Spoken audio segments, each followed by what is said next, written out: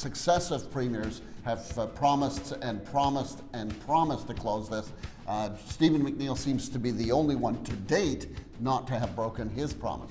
Thursday marks 1 year until the Boat Harbour Act comes into force. In other words, 1 year until the Boat Harbour treatment facility in Pictou County is legislated to close.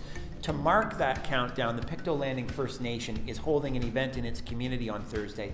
And it's the surest sign yet, although there's never really been any question, that that community is not interested in changing that deadline. And if you look at the history of Boat Harbour and the provincial government, behind us are the premiers that were involved, starting from G.I. Smith, who signed the original deal with Scott Paper for the province to run the effluent treatment plant, all the way through Donnie Cameron, who was one of the first premiers to promise that it would be closed, and then through to our present-day premier, who is the 11th premier to have his hands on this file. Stephen McNeil is the most recent premier who has said he's going to do it, and his government, from the time they passed this bill, has been steadfast that 5 years, they believe, is enough. But we still, to this date, have not seen an environmental assessment application come from the company to be able to move forward this plan.